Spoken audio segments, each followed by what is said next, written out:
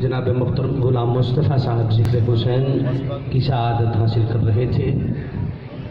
امام علی مقام امام حسین علیہ السلام پر گفتگو کرنے کا حکم ملا ہے، لیکن میں وقت کو ملحوظ رکھتے ہوئے تمام آنے والے معزز مہمانوں کی مسافت کو بھی مد نظر رکھتے ہوئے اور جتنے بھی دور و نزدیک سے سرفروش یقیناً آئے ہیں، واپسی کا بھی یقیناً سب کا پروگرام ہوگا، اور ماحول کو سمجھتے ہوئے وقت کو ملحوظ رکھتے ہوئے امام حسین علیہ السلام مشکل کشا بڑے مشکل کشا ہے۔ لوگوں کے تصورات میں ذہنوں میں ایک سوال یہ ہوتا ہے کہ اگر یہ مشکل کشا تھے یا اتنے سخی تھے یا یہ تھا وہ تھا تو کربلا میں پھر یہ کیا ہوا؟ توجہ رکھیے گا، بس میں چاہتا ہوں کہ میں مختصر کر کے 2-3 جملوں میں امام علی مقام امام حسین علیہ السلام کے حضور اپنی نوکری کا نذرانہ آپ کی نمائندگی میں پیش کر دیں۔ ہم پرشا شہادت تو میں پڑھ نہیں سکتا، اور میری شہادت پڑھنے کی کیفیت بھی کچھ اور ہے۔ میں اگر پڑھوں تو یقیناً شہادت حسین پر ذکر کرنے کا تخیل کا حق یہ ہے کہ ذکر حسین ہوتا ہوا ہو اور ذکر حسین مصائب آل محمد پیش کرتے ہوئے یا وہ خود دنیا سے گزر جائے یا سننے والے گزر جائے، حق ادا نہیں ہوتا جب تک یہ نہ ہو۔ مقام اور امتحان پر تھوڑی سی بات کر لیتے ہیں امام علی مقام کی بارگاہ میں پیش ہونے کے لیے۔ دیکھیے جناب موسیٰ علیہ السلام کائنات میں آئے تو فرعون اس سال سارے بچوں کو مروا رہا تھا۔ قرآن پڑھ کے سنا رہا ہوں پنجابی میں، یہ تفسیر ہے قرآن کی، سن لیجئے اور آپ کو انشاءاللہ پیغام مل گیا۔ موسیٰ علیہ السلام جس دن کائنات میں جلوہ گر ہوئے، فرعون بچوں کو مروا رہا تھا۔ آپ کی والدہ محترمہ سلام اللہ علیہ کے گھر جب موسیٰ ظہور پذیر ہوئے تو 70 فرعون کے درباری گھر میں پہنچ گئے آپ کو مارنے کے لیے۔ اماں نے جلتے ہوئے تندور میں موسیٰ کو ڈالا اور اللہ کے سپرد کر دیا، اور پھر ان 70 درباریوں کے ساتھ دربار میں موسیٰ کے پاس نوکری کرتی تھی چلی گئی۔ رات کو آ کے شام کو دیکھا تو موسیٰ مسکرا رہے تھے۔ یہ ہے مقام موسیٰ۔ کیا بات، کیا بات۔ اچھا اسی موسیٰ علیہ السلام کو آپ کی والدہ نے تابوت میں بند کر کے پانی میں بہا دیا تو وہ نہر گزرتی تھی فرعون کے دربار میں سے۔ فرعون اور اس کی بیوی بیٹھے تھے شہر کی غرض سے، دیکھا ایک تابوت آ رہا ہے۔ فرعون کی بیوی نے طلب کیا یہ تابوت لاؤ، تابوت کھولا گیا، دیکھا ایک بچہ ہے۔ فرعون کی بیوی نے بڑا پسند کیا، کہا یہ بچہ مجھے چاہیے، بچہ رکھ لیا، پالا گیا۔ فرعون راضی نہیں تھا، کہتا نہ میں نے تو پیشن کو ہی سن رکھی ہے، بچہ اس سال کا میری حکومت کو خطرہ ہے، نہیں رکھوں گا۔ بیوی نے کہا رکھ لیا۔ 3-4 سال کے موسیٰ ہوئے تو ایک دن فرعون نے موسیٰ علیہ السلام کو اٹھا لیا۔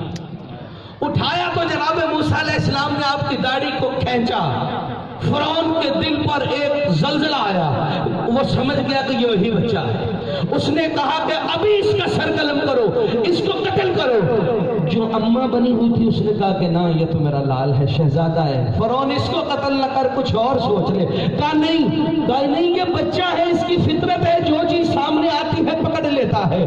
تو پھر فرعون نے کیا کیا؟ فرعون نے تپتے ہوئے کوئلوں کا ایک تھال منگوایا، کہا اس بچے کے سامنے کرو، اگر اس بچے کی فطرت صرف چیز کو دیکھ کے پکڑنے کی ہوئی تو یہ تپتے ہوئے کوئلے کو بھی پکڑے گا۔ جناب موسیٰ علیہ السلام نے تپتے ہوئے کوئلوں کے تھال میں ہاتھ ڈالا، کوئلہ پکڑا اور منہ میں ڈال لیا، زبان جل گئی۔ ادھر ایک دن کا موسیٰ تندوری میں گرا ہے، شام تک مسکرا رہا ہے، یہ مقام موسیٰ ہے۔ ادھر دربار فرعون میں ایک کوئلہ موسیٰ زبان پر رکھے زبان جل جاتی ہے، یہ امتحان موسیٰ ہے۔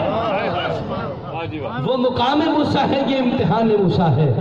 میں اس کو سمیٹتے ہوئے جناب یعقوب اور جناب یوسف علیہ السلام پہ آ جاتا ہوں کہ جناب یعقوب علیہ السلام کے صاحبزادے کو کنویں میں جب لٹکایا گیا، وہ اس وقت جناب یوسف کا بھی مقام امتحان ہے اور یعقوب کا بھی۔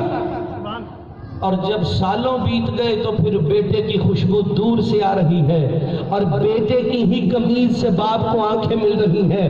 ارے وہ امتحان یوسف ہے، یہ مقام یوسف ہے۔ اور یہی اسی طرح امام علی مقام امام حسین علیہ السلام السلام مصطفیٰ کریم کے دوشوں پر کھیلے، یہ مقام حسین ہے۔ مصطفیٰ سجدے میں ہو، مہر نبوت پر حسین کھیلے، یہ مقام حسین ہے۔ ارے جس بطول سلام اللہ علیہ کے لیے نبیوں کا امام کھڑا ہو، اس کا شہزادہ ہونا یہ مقام حسین ہے۔ جو علی 11 اماموں کے بابا ہو، ان کا شہزادہ ہونا یہ مقام حسین ہے۔ کربلا میں آ کر دین اسلام کے لیے آل رسول کو پیش کر دینا یہ امتحان حسین ہے۔ یہ امتحان حسین ہے۔ اللہ رب العزت ہمیں امتحان حسین کا صدقہ سرفروشوں کی کربلا کو آسان فرمائے، اور ہم وارث کے ہوتے ہوئے بے وارثوں کی طرح ہیں۔ مولا ہمارے 12ویں آقا 12ویں ایمان کا چل ظہور فرمائے، 12ویں آقا کے ظہور پر ہمیں اپنی جانوں کا نذرانہ پیش کرنے کی استقامت عطا فرمائے۔ جو سرفروشی کا ہم نے اپنا دم بھرا ہے، مالک دو جہانوں میں ہمیں سرفروشوں کی فہرست میں محمد و آل محمد کی نوکری میں ہمارا شمار فرمائے۔ دو جہانوں میں ہماری پہچان بھی بس محمد و آل محمد کے در پر فرمائے۔ میں ملتمس ہوں بارگاہ غوثیت میں ہدیہ پیش کرنے کے لیے محترم